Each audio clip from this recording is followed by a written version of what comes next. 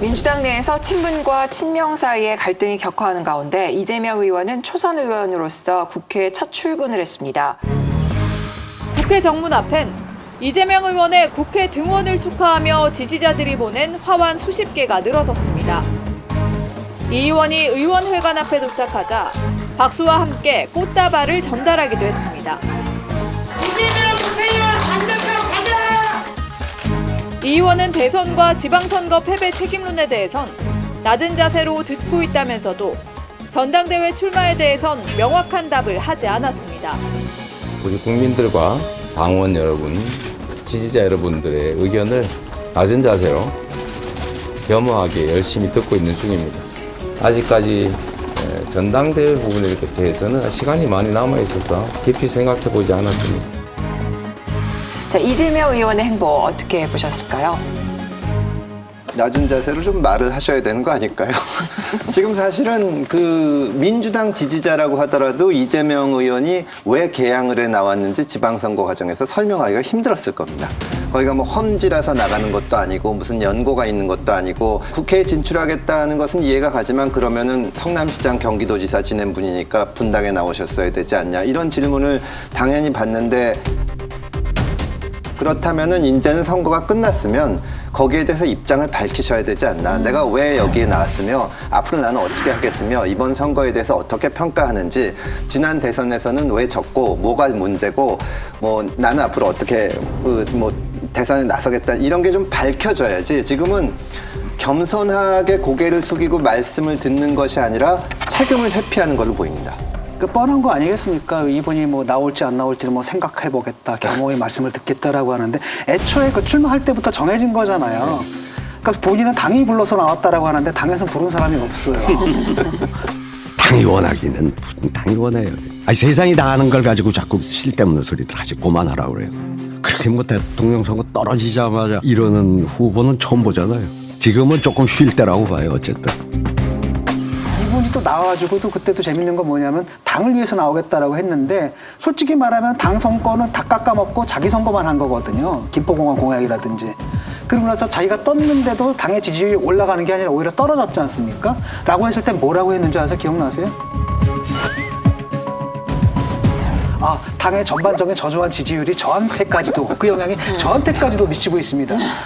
그러니까 책임 있는 걸 아예 질 줄 모르는 사람이에요. 보통 사람 같으면 저렇게 못할 그런 얘기들을 그냥 하잖아요. 이재명 의원의 개항을 출마는 아주 상식 밖의 일이거든요. 본인이 지방선거에 도움을 주고 싶어 했으면 저는 개항을 해 출마 안 하고 본인이 전국을 다니면서 유세 지원을 할 수 있는 것이고 만약에 보궐선거를 나오려 그러면은 본인 연고가 있는 또 우리 당의 어려운 지역인 분당을 나가는 게 누가 봐도 맞는 거지요. 그 김병관 의원이 얼마든지 비켜주겠다고 얘기까지 했잖아요. 그럼에도 불구하고 그 우리 당 그 20%씩이나 이렇게 이기는 그런 아주 그 민주당 우세 지역에 연고도 없이 나가는 거는 이거는 제가 봤을 때 이런 경우가 있었나 싶은데요. 당의 대선 주자까지 한 분이. 근데 이제 이재명 의원의 개항을 출마는 우리가 그 전체로 보면은 이게 그 속도가 너무 빨라요. 대선 끝나고 한 달 만에 나간다는 건 없죠. 그렇게 속도가 빠른 데에는 반드시 어떤 이유가 있습니다. 그럼 뭐라고 우리가 판단해 보시면 이분이 굉장히 마음이 급하다. 마음이 급한데 이분이 이제 했던 얘기 중에 선거에 지면 형사처벌 당할 것이 확실하다. 지금 두렵습니다. 검찰 있는 제도 덮고 없는 제도 만들 수 있다고 믿는 조직들입니다. 이번에는 제가 지면 없는 죄 만들어서 감옥 갈 것 같습니다, 여러분. 정치 끝내기에는 아직 너무 젊어요. 동네에서 아이고 제가 바로 그 사람이야 이런 손가락질 받고 싶지 않아요. 투표하면 이깁니다. 이번에 이재명 지면 정치 생명 끝장난다. 진짜요? 할 수 있다 민주당. 그래요. 지금 몇 가지 사건들이 있지 않습니까? 성남 그 FC 법인카드. 그 사건이 있죠. 그다음에 당장 임박해 있는 것은 법인카드 문제가 있죠. 그다음에 이제 대장동도 또 문제가 될 수 있고요. 이런 많은 것이 있기 때문에 이렇게 이제 국회의원이 되고 하게 되면 앞으로 민주당이 어떻게 운신을 해야 되냐면은 이재명 의원을 보호하기 위해서 그게 방탄당 같은 것이 될 가능성이 굉장히 높아요. 100%라고 봐요, 저는. 예. 그럼 이것은 나로 하여금 우리 모두의 소중한 자산을 다 깨겠다. 이게 노무현하고 되게 다릅니다. 노무현 대통령은 안 되는 것이 확실한 곳에 출마를 하잖아요.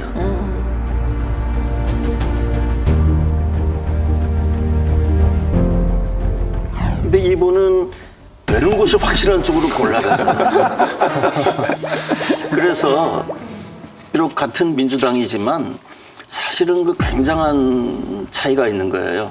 말씀 이제 조금 덧붙이면요.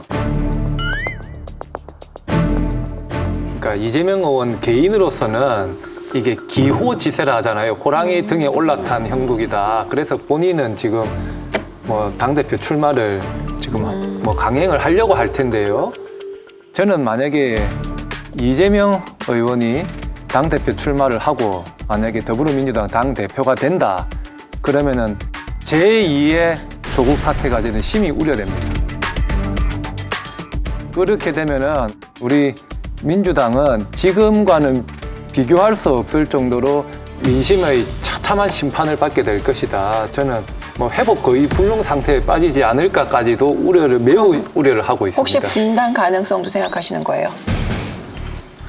뭐 당인으로서 뭐 분당 얘기까지는 안 하고 싶은데요. 네.